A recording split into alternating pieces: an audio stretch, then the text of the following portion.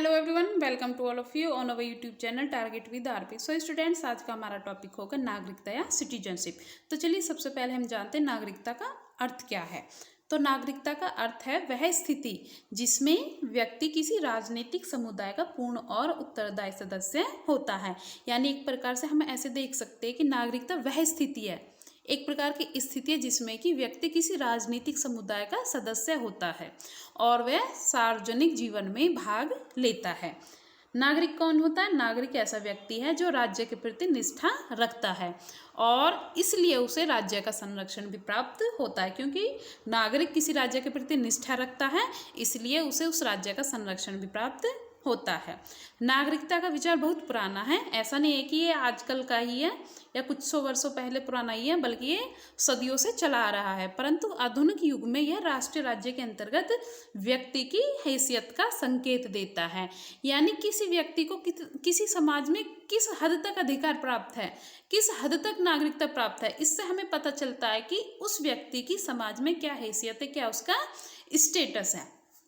अब आगे इसमें किसी राज्य में व्यक्ति को नागरिकता किन किन शर्तों को से प्राप्त होगी। यानी किसी समाज में, किसी देश में किसी व्यक्ति को नागरिकता किन किन शर्तों पर प्राप्त होगी, यह कौन तय करेगा? यह उस राज्य के संविधान और कानून द्वारा निर्धारित होगा। यानी उस देश का संविधान और कानून यह निर्धारित करेगा कि किस व्यक्ति को किन किन शर्तों से नागरिकता प्राप्त होगी। कोई भी राष्ट्र, राज्य अन्य देशों के प्रवासियों के लिए अपनी नागरिकता आसानी से प्रदान नहीं करता। साधारणतः जब कोई व्यक्ति दूसरे राष्ट्र, राज्य की नागरिकता ग्रहण कर लेता है या दूसरे देश की नागरिकता वह ग्रहण कर लेता है, तो उसे अपना जो मूल देश होता है उसकी नागरिकता का त्याग करना होता है। जैसे हमारे इंडिया में मान के चलिए कोई भारतीय नागरिक है और वो USA में जाकर बस जाता है और उसे वहाँ की नागरिकता भी प्राप्त हो जाती है, यानी उसे अमेरिकन नागरिकता प्राप्त हो जाती है। तो इस स्थिति में उस भारतीय नागरिक को अपनी भारतीय नागरिकता का त्याग करना होगा। इस प्रकार से हम कह सकते हैं कि कोई भी व्यक्ति है जिसे किसी अन्य देश की नागरिकता प्राप्त करनी है, तो उसे अपने पहले मूल देश की नागरिकता का त्याग करना होता है। अब आगे इसमें, हालांकि कुछ देश अपने नागरिकों को दोहरी नागरिकता का भी लाभ देते हैं और इस लाभ को देते हुए ऐसी मांग नहीं करते, फिर भी यह संभव है कि किसी राज्य के नागरिक या उनके वहां प्रचलित अधिकारों से संतुष्ट ना हो। नागरिक अधिकारों की मांग उठाकर उनके विस्तार के लिए सामाजिक आंदोलन का सहारा ले सकते हैं। यानी नागरिक क्या है, अपने अधिकारों की मांग उठाकर वहां पर सामाजिक आंदोलन का भी सहारा ले सकते हैं, आंदोलन भी कर सकते हैं। देखा जाए तो नागरिकता की मूल संकल्पना कर्तव्य भावना के साथ जुड़ी हुई है। ये इंपॉर्टेंट है लाइन। नागरिकता की मूल संकल्पना किसके साथ जुड़ी हुई है? वो है कर्तव्य भावना के साथ में। यानी हमें किसी भी देश में अधिकार तभी प्राप्त होंगे जब हम कुछ कर्तव्य करेंगे, हमारे कुछ कार्य होंगे, और उसमें अधिकारों का भी विचार था। परंतु आज के युग में नागरिकता की पहचान अधिकारों से की जाती है। यानी जिस व्यक्ति को भी हम कह सकते हैं, जिस व्यक्ति को भी अधिकार प्राप्त है उसे हम उस देश का नागरिक कह सकते हैं। और व्यक्ति के कर्तव्य वहीं तक स्वीकार किए जाते हैं जहां तक अधिकारों को कायम रखने के लिए जरूरी हो। नागरिकता क्या है? नागरिकता एक विशेष सामाजिक, राजनीतिक, राष्ट्रीय या मानव संसाधन समुदाय का एक नागरिक होने की अवस्था है। ये लाइन इसमें काफी इंपॉर्टेंट है। सामाजिक अनुबंध के सिद्धांत के तहत, जो सामाजिक अनुबंध का सिद्धांत था, सोशल कॉन्ट्रैक्ट का, उस सिद्धांत के तहत नागरिकता की अवस्था में अधिकार और उत्तरदायित्व दोनों शामिल होते हैं। यानी अधिकार भी होते हैं उसमें, उत्तरदायित्व यानी कर्तव्य दोनों इसमें शामिल होते हैं। ऐसा नहीं है कि हमें सिर्फ अधिकार मिले होते किसी भी समाज में, किसी भी देश में, बल्कि हमें उस देश के प्रति हमारे कुछ कर्तव्य भी होते हैं। जब हम इनको बैलेंस करके दोनों को निभाएंगे, अधिकारों को मतलब प्राप्त करेंगे और कर्तव्यों को निभाएंगे, तो तब हम कह सकते हैं कि हम उस देश के नागरिक हैं। अब हमने जान लिया नागरिकता का अर्थ क्या है। अब थोड़ा सा हम इसका ऐतिहासिक विकास जान लेते हैं, यानी इसका किस प्रकार से नागरिकता का विकास हुआ है।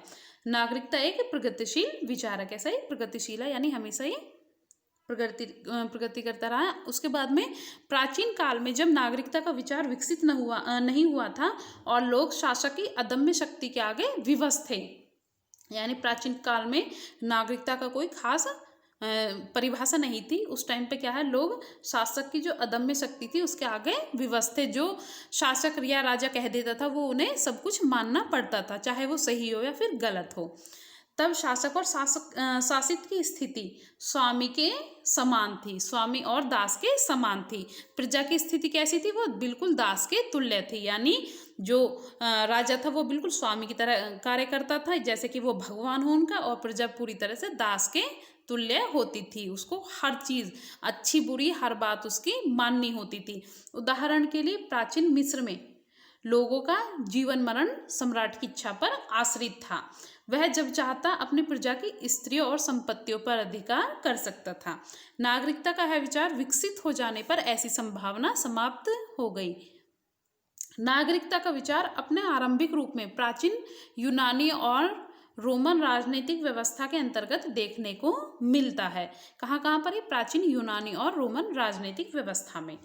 अब आगे इसमें यह बात याद रखने की कि प्राचीन यूनानी राजनीतिक समुदाय का स्वरूप आज के लोकतंत्र राष्ट्र राज्य के राजनीतिक समुदाय से बिल्कुल भिन्न था। जैसा कि आज का हमारा समाज है उससे बिल्कुल ही भिन्न था जो प्राचीन यूनानी समाज था। आज के लोकतंत्र राज्य के सभी सदस्य, स्थायी सदस्य वहाँ के नागरिक माने जाते हैं। यानी जो भी व्यक्ति राज्य में निवास करते हैं, जो भी उसके लिए अधिकार और कर्तव्य करते हैं, उन सभी को नागरिकता प्राप्त होती है। परंतु क्या था, प्राचीन यूनानी राज्य के निवासियों, जिसमें कि केवल थोड़े करीब लगभग 10% लोगों को ही नागरिक वहां पर माना जाता था, जो प्राचीन यूनान था। इन नागरिकों के अधिकार अवश्य समान थे। ये जो 10% लोग थे, केवल इन्हीं के जो है अधिकार समान थे और निर्धन में उनमें कोई भेदभाव नहीं बरता जाता था। इस समुदाय में स्त्रियां और विदेशी नागरिकों को नागरिकता बिल्कुल भी प्राप्त नहीं थी, उनको कोई अधिकार प्राप्त नहीं थे। अरस्तु ने नागरिकता को शासक वर्ग का विशेष अधिकार माना है। अरस्तु ने क्या है, ये इंपॉर्टेंट लाइन है, यहाँ पे क्वेश्चन यहाँ से डायरेक्ट बन सकता है, तो इसे थोड़ा ध्यान से देखिए। अरस्तु ने नागरिकता को शासक वर्ग का विशेष अधिकार माना है, ना कि जनता का अधिकार है। अब आगे इसमें नागरिकता का विश्वजीन यानी यूनिवर्सल आदर्श फ्रांसीसी क्रांति तथा मानव एवं नागरिकों के अधिकार की घोषणा के साथ पूरे उत्कर्ष पर पहुंचा था। हम इस प्रकार से समझ सकते हैं इसे कि जब फ्रांसीसी क्रांति हुई थी उसके बाद में नागरिकता का जो सिद्धांत आदर्श है वो उस समय से पूरे उत्कर्ष पर, पूरे चरम पर पहुंचा था। इस घोषणा के अंतर्गत रूसों के विचारों की प्रतिध्वनि सुनाई देती थी। इसमें किसकी हम ध्वनि सुन सकते हैं, किसके विचारों की आहट सुन सकते हैं, वो है रूसों के। उसके बाद में रूसों ने अपनी बहुचर्चित कृति, जो कि सबसे ज़्यादा इनकी फेमस पुस्तक है द सोशल कॉन्ट्रैक्ट, जो कि 1762 में आई थी, इसमें उन्होंने लिखा था कि नागरिक एक स्वतंत्र और स्वायत्त व्यक्ति है, वह उन सब निर्णयों में भाग लेने का अधिकार है जो नागरिकों के लिए बाध्यकारी होते हैं। अब प्राकृतिक अधिकारों के विचारों को नागरिकता का आधार माना जाता है। अब किसको आधार माना जाता है? आज के टाइम में प्राकृतिक अधिकारों के विचारों को नागरिकता का आधार माना जाता है। प्राकृतिक अधिकारों का विचार मूलतः 10वीं शताब्दी के इंग्लैंड में प्रस्तुत किया गया था। सबसे पहले ने 10वीं शताब्दी के इंग्लैंड में इन्हें प्रस्तुत किया गया था। लॉक ने तर्क दिया था कि जीवन, स्वतंत्रता और संपत्ति का अधिकार मनुष्य के प्राकृतिक अधिकारों का मुख्य आधार है। इन्हीं अधिकारों की रक्षा के लिए नागरिक अपने राज्य का निर्माण करते हैं। यानी जो प्राकृतिक अधिकार है व्यक्ति के, उन अधिकारों की रक्षा के लिए नागरिक अपने राज्य का निर्माण करते हैं। यदि राज्य अधिकारों की रक्षा नहीं कर पाता तो व्यक्ति को राज्य के विरोध का अधिकार मिल जाता है। यानी जब राज्य व्यक्ति के अधिकारों की रक्षा नहीं कर पाता तो व्यक्ति उसके खिलाफ जो है विद्रोह कर सकता है। इस प्रकार से व्यक्ति को राज्य के खिलाफ विरोध करने का भी अधिकार मिल जाता है। इन विचारों की प्रेरणा से 19वीं शताब्दी में नागरिकता को केवल कानूनी हैसियत का सूचक माने जाने लगा और व्यक्ति के अधिकारों की परिभाषा राज्य के विरुद्ध अधिकारों के रूप में दी जाने लगी। यानी फिर बताया जाने लगा कि जो व्यक्ति के अधिकार हैं उनकी परिभाषा राज्य के विरुद्ध अधिकारों के रूप में होती है। कुछ भी हो, नकारात्मक अधिकारों की इस धारणा ने उदार लोकतंत्र समाज के विकास में महत्वपूर्ण योगदान दिया है और आगे चलकर समाज में नकारात्मक या सकारात्मक अधिकारों के आधार पर नागरिकता के विचार को अपने तक पहुंचाया। अब हम नागरिकता के विविध पक्ष जान लेते हैं। सबसे पहले है राजनीतिक नागरिकता। तो इसमें पीएच मार्शल ने अपनी प्रसिद्ध पुस्तक सिटीजनशिप एंड सोशल क्लास, जो कि 1950 में आई थी, इसके अंतर्गत यह दिखाया था कि ब्रिटेन में किस तरह धीरे धीरे इन अधिकारों का विकास हुआ, जो कि नागरिकता हम कह सकते हैं इन्हें, जिससे नागरिकता की संकल्पना अपने पूर्ण उत्कर्ष पर पहुंची, यानी पूरे चरम पर वह पहुंची। बात याद रखने की है कि वहाँ 17वीं शताब्दी के अंत में गौरवमय क्रांति के साथ नागरिकता की संकल्पना की शुरुआत हुई। मार्शल ने यह दिखाया कि 18वीं शताब्दी में ब्रिटेन में नागरिक अधिकारों से जुड़े नागरिकता या नागरिकता का विकास हुआ, यानी ब्रिटेन में 18वीं शताब्दी में नागरिक अधिकारों का विकास हुआ। उसके बाद में 19वीं शताब्दी में वहाँ राजनीतिक अधिकारों के लिए या राजनीतिक अधिकारों से जुड़े नागरिकता या राजनीतिक स्थापित हुई। अब आगे इसमें दूसरा पक्ष है इसमें सामाजिक नागरिकता। तो 20वीं शताब्दी में वहाँ राजनीतिक अधिकारों के प्रयोग के परिणाम स्वरूप सामाजिक अधिकारों से जुड़ी नागरिकता, सामाजिक नागरिकता का विकास हुआ, जो कि समाज से सामाजिक अधिकारों से जुड़ी हुई थी। तो इसका विकास हुआ था 20वीं शताब्दी में। इसमें मार्शल ने लिखा है कि वहाँ के न्यायालय नागरिकों के नागरिक अधिकारों की रक्षा करते हैं, जो कि वहाँ के कहाँ के ब्रिटेन के जो ब्रिटेन के न्यायालय थे वो नागरिक अधिकारों की रक्षा करते हैं। प्रतिनिधि राजनीतिक संस्थान के राजनीतिक अधिकारों की रक्षा करते और सामाजिक सेवा तथा स्कूल उन्हें समुचित सामाजिक अधिकार प्रदान करते हैं। तो ये हो गया सामाजिक नागरिकता। अब इसमें यह बात महत्वपूर्ण है कि ब्रिटेन में नागरिकता के विविध पक्षों का विकास तर्कसंगत क्रम में हुआ है और इस क्रम में वह अपने उत्कर्ष पर पहुंची। वहाँ नागरिक अधिकारों ने लोकतंत्र के पनपने के लिए उपयुक्त वातावरण तैयार किया। किसके पश्चात हुआ? वहाँ पे इन चीज़ों का जो विकास है, जैसे नागरिकता हो गई, अधिकार हो गए, तो इनका लोकतंत्र के पनपने के लिए, इससे क्या है, यहाँ पर लोकतंत्र पनपने लगा। जैसे जैसे लोगों को जो अपने अधिकारों के प्रति वहाँ पे लोगों में जागरूकता आ गई, अपने कर्तव्यों के लिए आ गई वहाँ पे, इसके अलावा वहाँ पे नागरिकता पाने के लिए लोगों में जो जागरूकता आ गई, तो वहाँ पर लोकतंत्र पनपने लगा, जिसमें राजनीतिक अधिकारों की स्थापना हुई। राजनीतिक अधिकारों ने सर्वसाधारण को, जनसाधारण को सार्वजनिक जीवन में भाग लेने और राजनीतिक निर्णय को प्रभावित करने का अवसर दिया। इससे सामाजिक अधिकारों का विकास हुआ और कल्याणकारी राज्य की स्थापना हुई। दूसरी ओर संयुक्त राज्य अमेरिका में नागरिकता की संकल्पना नागरिक अधिकारों से आगे नहीं बढ़ पाई और नागरिक अधिकारों की प्राप्ति के लिए संघर्ष हुए और इसमें सफलता प्राप्त की गई। तो जब संयुक्त राज्य अमेरिका में नागरिकता के लिए संघर्ष हुआ था, अधिकारों को पाने के लिए संघर्ष हुआ था, तो इसमें क्या है, लोगों को इसमें सफलता मिली और उन्हें वहाँ पे नागरिक अधिकारों की प्राप्ति हुई। तो हमने नागरिकता के विविध पक्ष जान लिए। अब हम जानते हैं नागरिकता के सिद्धांत। देखिए यहाँ पर नागरिकता के 5 सिद्धांत विशेष रूप से महत्वपूर्ण है। सबसे पहले है उदारवादी सिद्धांत, उसके बाद में स्वेच्छातंत्रवादी सिद्धांत, नेक्स्ट है समुदायवादी सिद्धांत, उसके बाद में मार्क्सवादी सिद्धांत और सबसे अंतिम में बहुलवादी सिद्धांत। तो अभी हम इन सभी को एक एक करके जान लेते हैं। सबसे पहले बात करें हम अगर उदारवादी सिद्धांत यानी नागरिकता का उदारवादी सिद्धांत, तो ये क्या कहता है, इस सिद्धांत के अनुसार नागरिकता की बुनियाद नागरिक अधिकार है। यह सिद्धांत क्या कहता है कि जो नागरिकता है उसकी बुनियाद क्या है, नागरिक अधिकार है। यह अधिकार समाज में समानता और सामाजिक न्याय स्थापित करके अपने तर्कसंगत परिणाम तक पहुँचते हैं। क्योंकि यह सिद्धांत अधिकारों के विकास में विश्वास करता है, इसलिए इसे नागरिकता का विकासात्मक सिद्धांत कहते हैं। किस लिए? क्योंकि यह अधिकारों के विकास में विश्वास करता है, इसलिए हम इसे क्या कह सकते हैं, नागरिकता का विकासात्मक सिद्धांत भी कहते हैं। इस सिद्धांत का मुख्य प्रवक्ता कौन था? टी.एच. मार्शल था। कौन था इसका? टी.एच. मार्शल। मार्शल ने अपनी महत्वपूर्ण कृति सिटीजनशिप एंड सोशल क्लास, ये मार्शल की पुस्तक है और काफ़ी इंपॉर्टेंट है, तो इसे आप थोड़ा सा ध्यान से देखिए, जो कि 1950 में आई थी।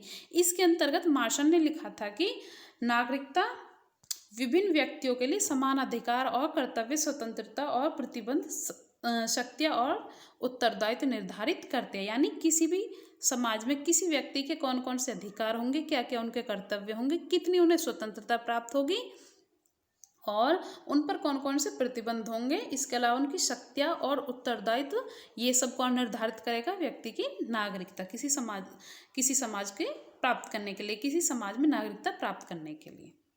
अब आगे नागरिकता का स्वेच्छातंत्रवादी सिद्धांत। तो ये क्या कहता है? इस सिद्धांत के अनुसार नागरिकता की स्थिति व्यक्ति के स्वतंत्र चयन और अनुबंध का परिणाम होती है। किसका परिणाम होती है? व्यक्ति के स्वतंत्र चयन और अनुबंध का परिणाम। यह बाजार समाज के प्रतिरूप को नागरिक जीवन को उपयुक्त आधार मानता है। तो ये किसको आधार रूप मानता है? आधार मानता है ये नागरिक जीवन को। इस सिद्धांत के मुख्य प्रवक्ता कौन है? Robert Nozick. नॉजिक ने अपनी महत्वपूर्ण कृति, इनकी बहुत ही फेमस पुस्तक है ये एनार्की स्टेट एंड यूटोपिया, अराजकता, राज्य और कल्पना योग, जो कि 1974 में आई थी। इसके अंतर्गत इन्होंने बताया था कि लोग अपने मूल्यों, मान्यताओं और अधिमान्यताओं की सिद्धि के लिए कुछ गतिविधियों जैसे कि बाजार विनियमन और स्वैच्छिक कार्यों का सहारा लेते हैं। यानी वो कुछ गतिविधियों का सहारा लेते हैं जिसमें कि बाजार विनियमन और स्वैच्छिक कार्य होते हैं। नागरिक को नागरिकता की जरूरत इसलिए पैदा होती है क्योंकि कुछ आवश्यक वस्तुएं और सेवाएं इन तरीकों से उपलब्ध नहीं हो पाती, उनके लिए सार्वजनिक व्यवस्था जरूरी हो जाती है। तो आपको इसमें याद रखना है कि इस सिद्धांत का जो प्रवक्ता वो कौन है, उनकी कौन सी फेमस पुस्तक है और इसके अलावा उस पुस्तक में उन्होंने क्या कहा था। अब आगे नेक्स्ट है इसमें नागरिकता का समुदायवादी सिद्धांत। देखिए इसमें नागरिकता का जो समुदायवादी सिद्धांत या गणतंत्रवादी सिद्धांत, देखिए इसे समुदायवादी सिद्धांत को हम गणतंत्रवादी सिद्धांत भी कहते हैं। तो इस सिद्धांत में व्यक्ति और समुदाय के सुदृढ़ बंधन पर बल देता है। किस पर बल देता है? व्यक्ति और समुदाय के सुदृढ़ बंधन पर बल देता है। इसके अनुसार नागरिक ऐसा व्यक्ति है, कैसा व्यक्ति? नागरिक जो कि राजनीतिक वाद विवाद और निर्णय प्रक्रिया में भाग लेकर अपने समाज का भव्य रूप निर्धारित करने में सक्रिय भूमिका निभाता है। दूसरे शब्दों में नागरिकता का मुख्य लक्षण नागरिक सहभागिता। क्या है लक्षण इसका? नागरिक सहभागिता। इसमें क्या होता है? व्यक्ति जितने भी राजनीतिक कार्य होते हैं उनमें वाद विवाद में और निर्णय प्रक्रिया में भाग लेता है और अपने समाज का रूप निर्धारित करने में सहायता करता है। इस सिद्धांत के प्रवर्तक हैं, ये इंपॉर्टेंट है, यहाँ पे पूछा जा सकता है क्वेश्चन, कौन कौन है? जैसे कि हन्ना अरेंट हो गई, बेंजामिन बार्बर और माइकल वाल्जर। कौन कौन है? हन्ना अरेंट, बेंजामिन बार्बर और माइकल वाल्जर। इस सिद्धांत के मुख्य मान्यता यह है कि नागरिक जिस समुदाय का हिस्सा है उसके साथ वह अपना तादात्म्य स्थापित करे, यानी उसमें भाग ले, लगातार सहभागिता करे और उसके राजनीतिक जीवन में सक्रिय भाग ले, तभी वह सामान्य हित की सिद्धि में योग दे सकता है। दूसरे शब्दों में व्यक्ति अपने आप को समुदाय की संस्कृति, परंपरा, मान्यता और भावनाओं के साथ एकाकार करके ही सच्चे अर्थों में उसका नागरिक बन सकता है। यानी कोई भी व्यक्ति तभी किसी समाज का नागरिक बन सकता है जब वह उस समाज की संस्कृति, परंपरा, मान्यता और भावनाओं को अपना ले, उनके अनुसार कार्य करे, तभी वह उस समाज का नागरिक बन सकता है। यह सिद्धांत नागरिकों के जीवन में ऐसी एकता स्थापित करना चाहता है। यानी एक प्रकार से हम कह सकते हैं कि सभी व्यक्तियों के जीवन में एकता स्थापित करना चाहता है यह सिद्धांत। कौन सा? नागरिकता का समुदायवादी सिद्धांत यानी गणतंत्रवादी सिद्धांत। अब चौथा इसमें हमारा वो है नागरिकता का मार्क्सवादी सिद्धांत। ये सिद्धांत क्या कहता है? इस सिद्धांत के अनुसार नागरिकता से जुड़े हुए अधिकार वर्ग संघर्ष की देन, अर्थात वर्ग संघर्ष में कोई वर्ग अपने विरोधी वर्ग का दमन करके जो अधिकार प्राप्त करता है वही नागरिकता की बुनियाद है। देखिए यहाँ पे ये बात करते हैं मार्क्सवादी सिद्धांत के अंतर्गत कि जो वर्ग संघर्ष होता है, जो दो वर्गों में जो वर्ग संघर्ष होता है उसमें एक वर्ग दूसरे वर्ग का दमन करके जो भी अधिकार प्राप्त कर लेता है उसे ही हम नागरिकता की बुनियाद कहते हैं। इस सिद्धांत के मुख्य व्याख्याकार यानी प्रवक्ता कौन है? एंथनी गिंडेंस है।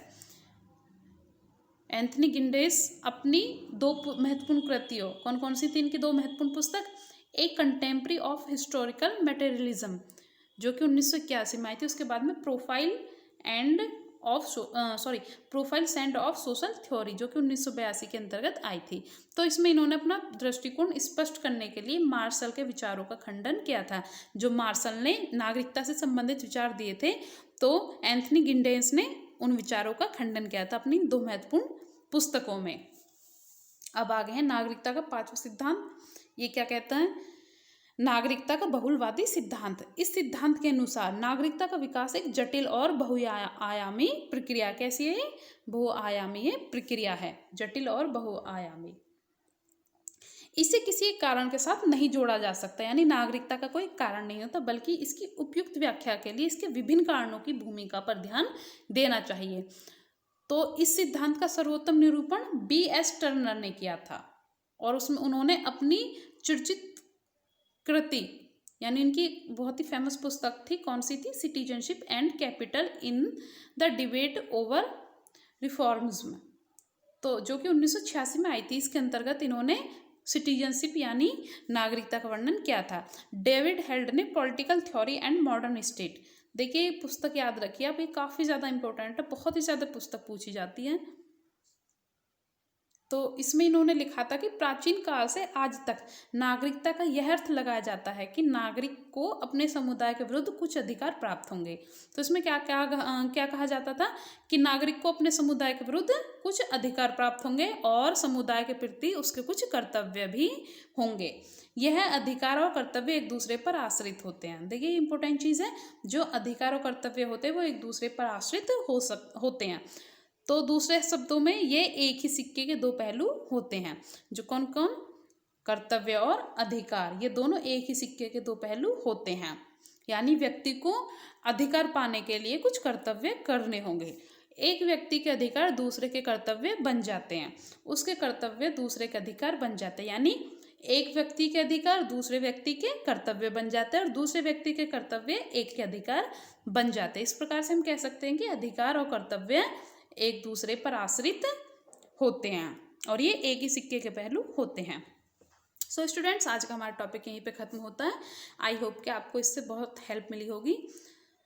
सो प्लीज़, आपको इससे ज़रा भी हेल्प मिली हो तो प्लीज़ प्लीज़ प्लीज़ हमारे चैनल को सब्सक्राइब कीजिए, वीडियो को शेयर कीजिए और लाइक कीजिए। Thank you so much. मिलते हैं नेक्स्ट वीडियो में।